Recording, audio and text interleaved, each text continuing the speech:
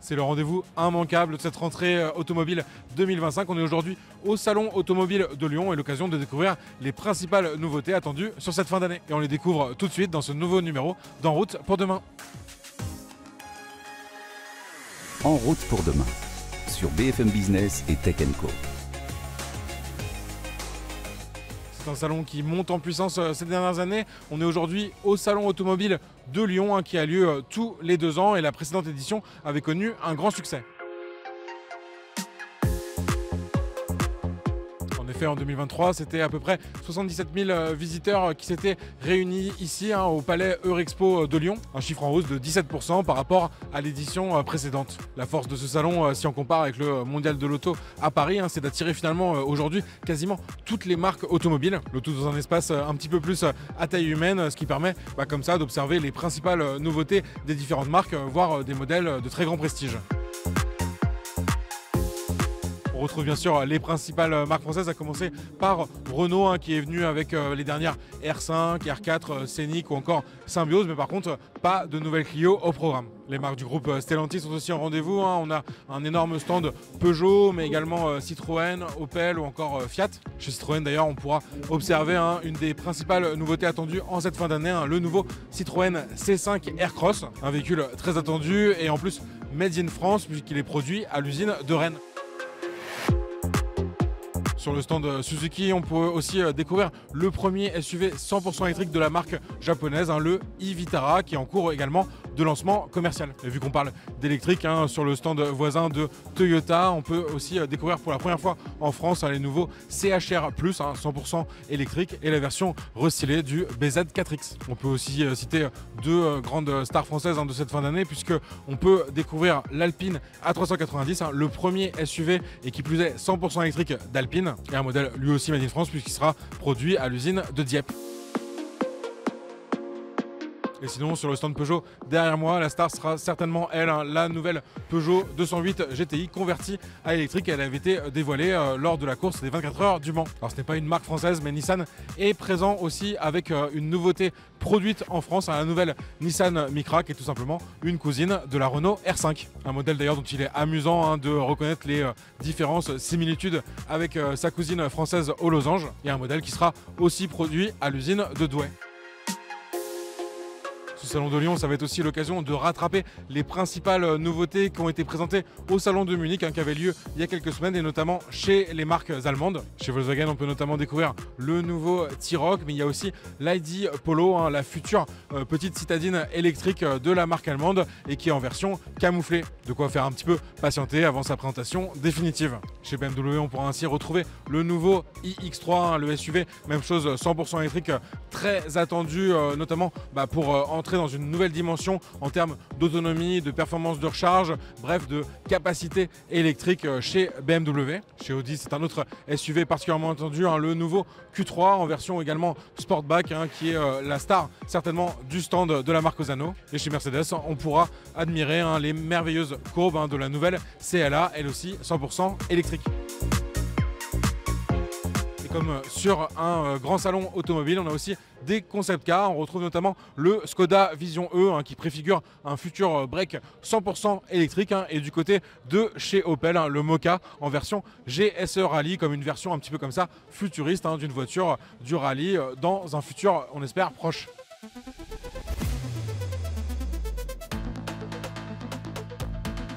Je vous le disais, toutes les marques sont vraiment présentes sur ce salon de Lyon, y compris bien sûr les marques chinoises. C'est une autre tendance forte de ces dernières années, cette montée en puissance des marques chinoises sur le marché européen et a fortiori en France. On est juste à côté ici du stand de BYD qui est venu avec toute sa gamme, une dizaine de modèles aujourd'hui. C'est vrai que c'est assez impressionnant à voir, de la petite citadine Dolphin Surf 100% électrique à des SUV bien sûr de plus grande taille.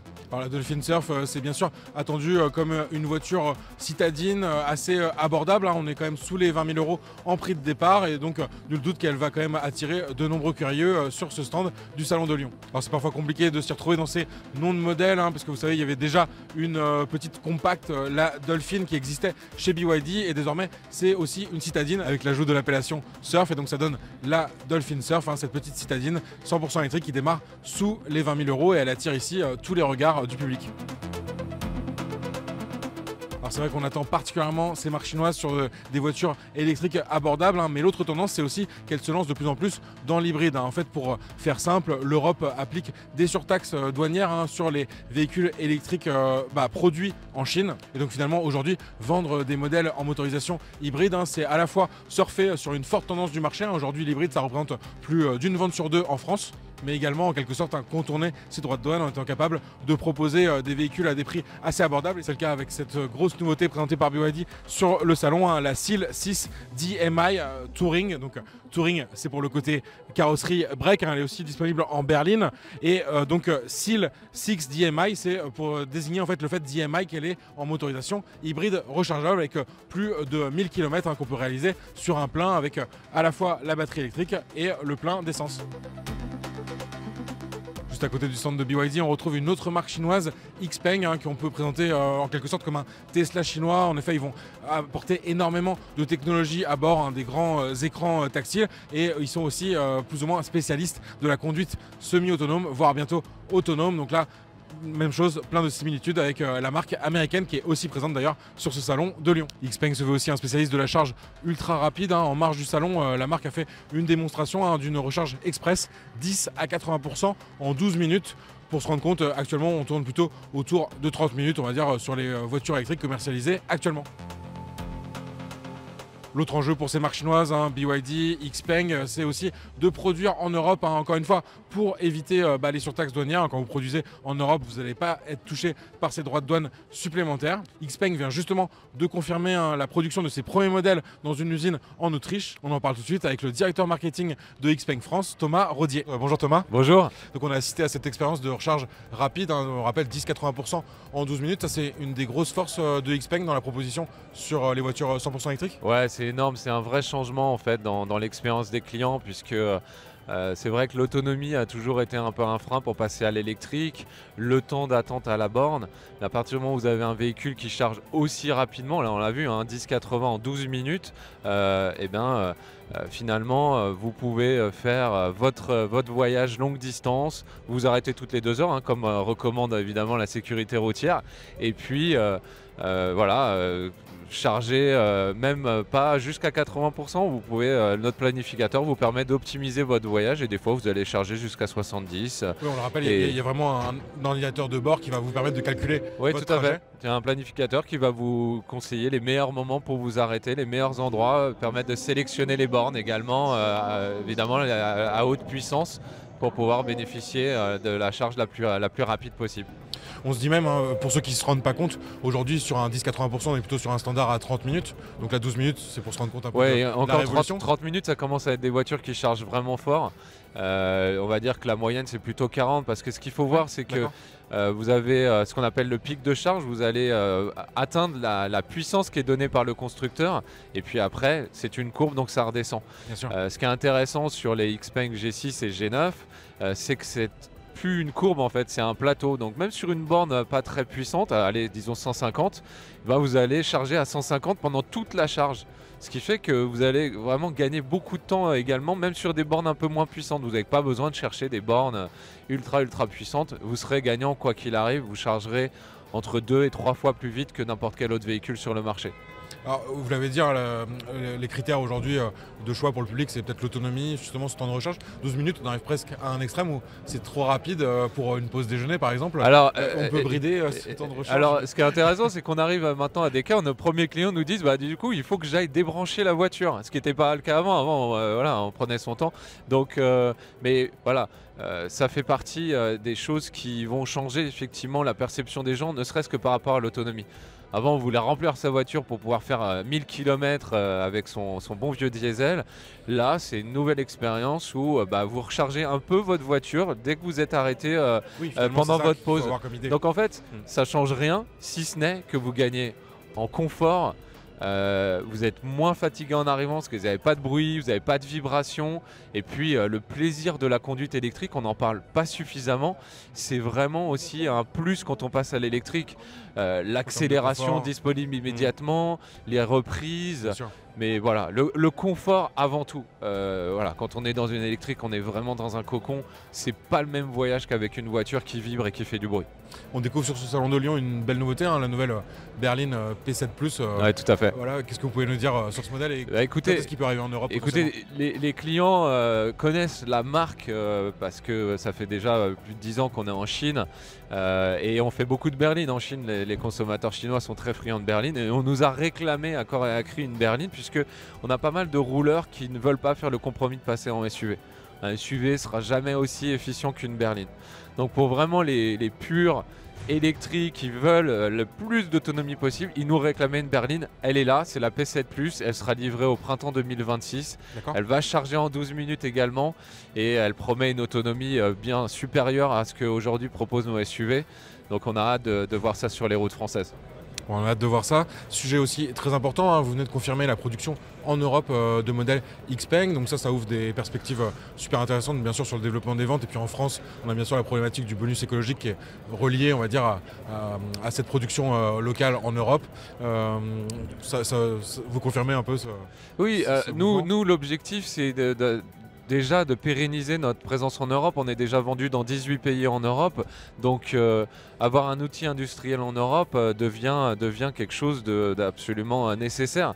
On est aussi soumis à des taxes dont les véhicules électriques chinois, seulement les véhicules électriques chinois sont soumis. Qu'on va évidemment pouvoir maintenant optimiser pour proposer dans le futur des véhicules qui seront encore plus abordables que ce qu'on propose aujourd'hui. Vous avez déjà une idée du calendrier, le premier client européen à recevoir une XPeng Made in Europe? Sincèrement, c'est vraiment demain parce que là les voitures, on a commencé à produire des G9 au mois d'août, on a commencé à produire des G6 au mois de septembre. Donc les véhicules qui sont arrivés aujourd'hui en France sont plutôt pour l'essai et l'exposition. Donc en réalité, les clients qui commandent le nouveau G6 ou le nouveau G9 aujourd'hui auront un véhicule qui a été assemblé en Europe. Et on sait qu'il va y avoir un nouveau bonus qui est arrivé aussi en France qui concerne la production des batteries spécifiquement. Ouais. Ça, il y a des plans aussi pour produire les batteries localement en Europe ou c'est pas encore à l'ordre? Pas encore, mais ça viendra évidemment. Ça fait partie des objectifs qu'on se fixe, de pouvoir s'adapter aux besoins du marché, optimiser les flux. XPeng est un acteur, un vrai pure player électrique en Chine qui depuis quelques années, on est à peine sur 3 ans, se développe en Europe. Là on a déjà une usine, ça va très vite, hein. Enfin, on ne se rend pas compte, mais avoir une usine qui est déjà opérationnelle aussi rapidement, c'est incroyable. Et voilà, et puis il y a plein d'autres choses qui arrivent dans le futur chez XPeng qui seront encore plus proches des besoins des consommateurs locaux. D'accord. Merci beaucoup Thomas. Merci à vous.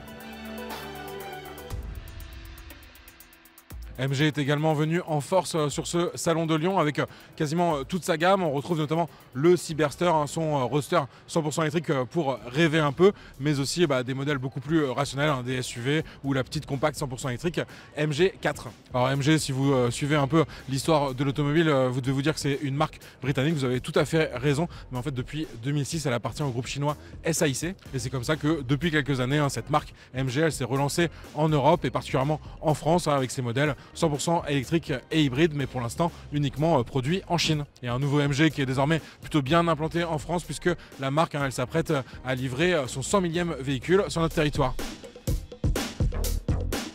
Et pour terminer cette parenthèse chinoise, on peut parler bien sûr de Leapmotor. Vous connaissez peut-être, hein, c'est une start-up chinoise qui a eu un développement éclair ces dernières années. Mais la grosse nouveauté, c'est que depuis l'an dernier, elle bénéficie d'un partenariat avec Stellantis qui en fait l'aide sur son export hors de Chine. Sur le stand de Leapmotor, on peut donc découvrir les 3 premiers modèles de la gamme, la T03 et le C10 qu'on avait déjà découvert. Alors la T03, c'est cette petite citadine 100% électrique qui est une concurrente en gros pour la Dacia Spring et les autres petites citadines chinoises comme la Dolphin Surf par exemple. Et côté C10, on est quand même sur un SUV beaucoup plus imposant qui est commercialisé à la fois en 100% électrique et en version aussi avec prolongateur d'autonomie thermique qu'on a déjà testé dans En route pour demain. Et la grosse nouveauté à découvrir sur le salon, c'est le nouveau SUV un peu plus compact que le C10, le B10.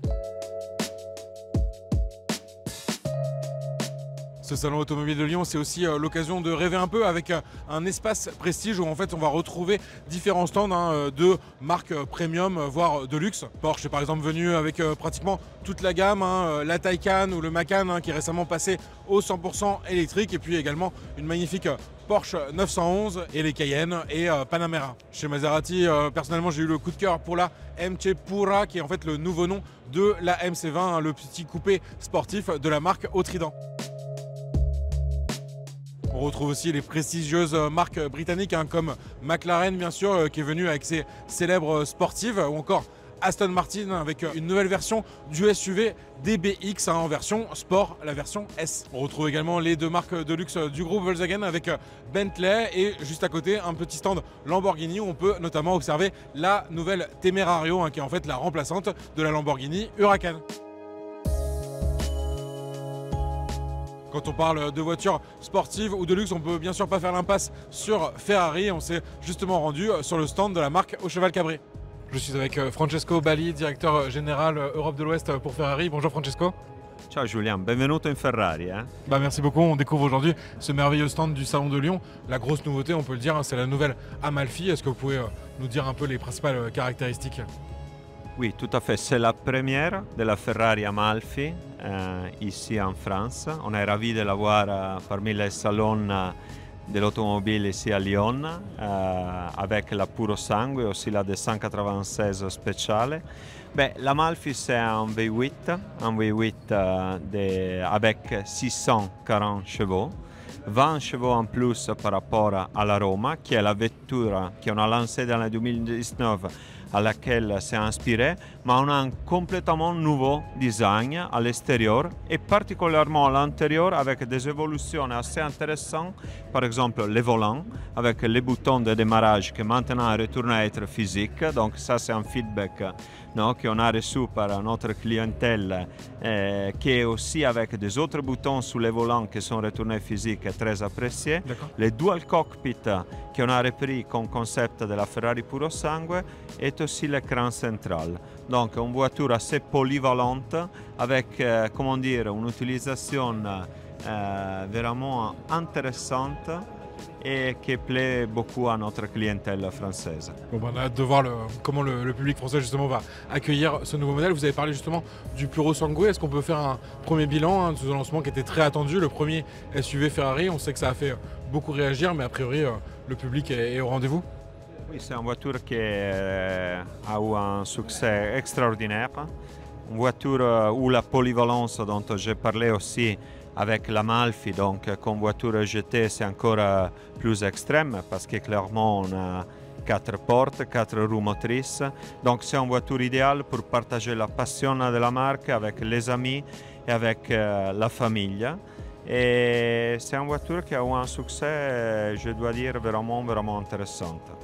La prochaine étape dont on parle beaucoup, c'est peut-être la première Ferrari 100% électrique. On en est où à peu près sur ce programme? On est proche parce que bientôt, pendant les Capital Market Day, qui seront présentés le 9 octobre, on va connaître les contenus technologiques de la voiture, mais la présentation de la voiture sera seulement l'année prochaine, dans le 2026. Et les premières livraisons à la fin de 2026, normalement dans le mois d'octobre. Donc quelque chose avec clairement les contenus et les caractéristiques et d'innovation technologique qu'on s'attend par Ferrari, mais on doit encore attendre un petit peu pour avoir plus de détails et plus d'informations factuelles. Bon, on sera au rendez-vous de cette prochaine nouveauté. Merci beaucoup Francesco. Merci à vous Julien, merci. Au centre de ce hall prestige, on retrouve un espace dédié aux hypercars, donc des modèles encore plus exclusifs. Et on a notamment pu découvrir une première mondiale, la Spark Hall. Alors la Spark, c'est une marque japonaise qui produit un bolide 100% électrique, qui revendique d'ailleurs d'être la voiture la plus rapide du monde. On a un 0 à 100 expédié en 1 seconde 72. Alors, on s'est demandé si c'était peut-être aussi la vitesse de pointe la plus rapide, mais ce record il vient d'être battu par Yangwang, la marque de luxe du groupe BYD, avec une vitesse de 496 km/h. Cette Spark Hall, elle n'affiche qu'un peu plus de 400 km/h, c'est un peu ridicule. Non, je plaisante, bien sûr, ça reste des vitesses de pointe phénoménales. Et en fait, pour bien comprendre, il y avait quelques années, on avait découvert cette Spark Hall, donc en version coupée. Et là, il la présente pour la première fois dans une version roadster, donc cheveux au vent à plus de 400 km/h. Ça doit bien envoyer quand même. Un roadster très exclusif puisqu'il sera produit à seulement 20 exemplaires, hein, donc courez le voir au Salon de Lyon. Ce sera peut-être une des rares chances de voir ce modèle fabuleux dans votre vie. Alors on s'en doute, avec de telles performances et ce look à couper le souffle,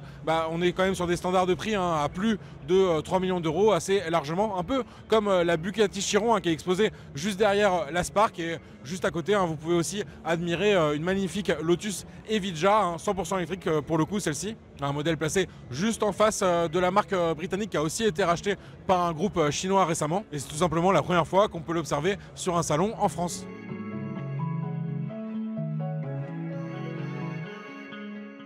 Bon, c'est bien de rêver, mais maintenant on va redescendre en quelque sorte sur Terre en allant voir un petit peu justement les acheteurs. Qu'est-ce qu'ils veulent aujourd'hui en termes de motorisation, de technologie à bord. Et justement, le Salon de Lyon, c'est un salon où on achète des voitures, on ne va pas seulement les observer. Donc c'est parti pour voir ce que pense un petit peu le public français.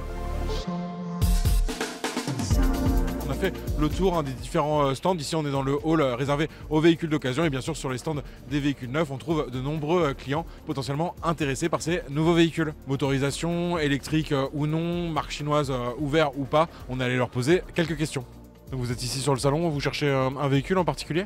Alors, on regarde par curiosité, mais pourquoi pas un coup de cœur, hein. Donc on est ouvert un peu à toute proposition. Véhicule familial pour monsieur, hein. Non, moi j'ai déjà une voiture sportive. C'était juste pour découvrir, c'est ma première fois salon. On vient juste voir parce qu'on est un peu passionné automobile quand même. Donc on va voir surtout les nouveaux véhicules, là, par exemple la 208 GTI là-bas, etc. On vient un peu, c'est par curiosité beaucoup. Visite pure et voir comment étaient les nouveaux modèles. On regarde pour voir les nouveautés, qu'est-ce qu'on peut trouver. J'ai déjà une voiture électrique, puis j'étais assez curieux pour savoir, on parle beaucoup de BID, donc je voulais un petit peu savoir. Voilà, je viens de me renseigner un petit peu. Et sur les motorisations, le 100% électrique, c'est quelque chose que vous pouvez envisager?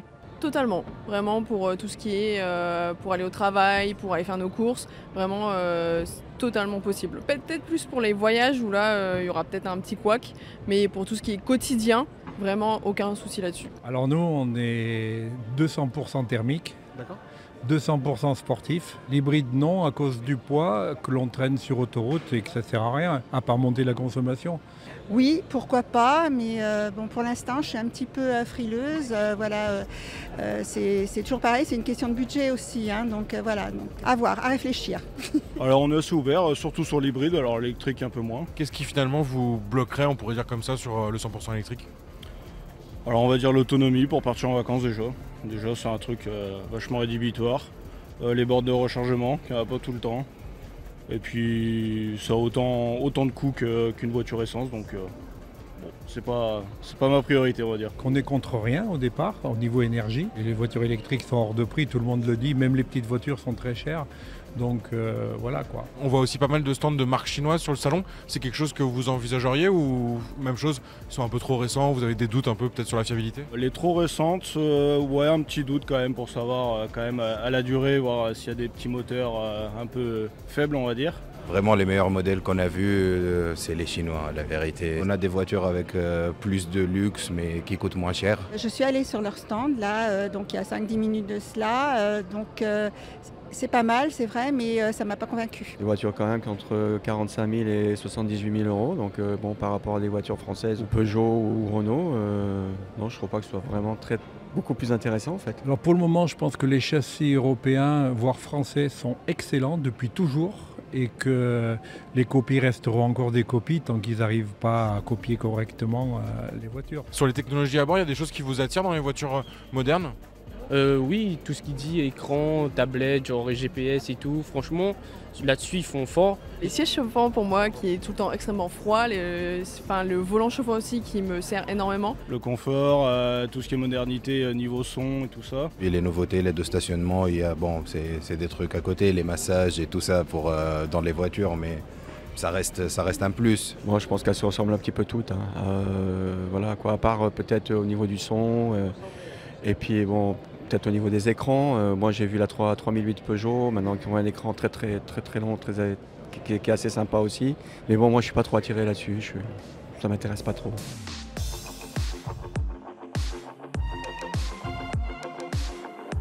Un Un salon automobile de Lyon qui résume donc parfaitement les principales tendances d'un marché automobile actuel en plein bouleversement, à l'image de cette MG S5 électrique qui vous accueille à l'entrée du salon ou encore des énormes pubs BYD. Les constructeurs chinois sont vraiment présents en force sur ce salon, mais les marques traditionnelles et qui plus est européennes sont bien présentes et elles n'ont pas dit leur dernier mot.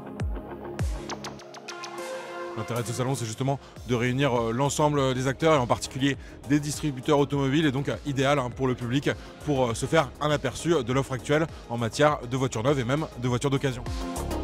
C'est la fin de ce En route pour demain spécial Salon automobile de Lyon, une émission à retrouver en multidiffusion sur Tech & Co et également en replay sur le site de BFM Business. A très vite, prenez soin de vous. En route pour demain, la mobilité sous toutes ses formes sur BFM Business et Tech & Co.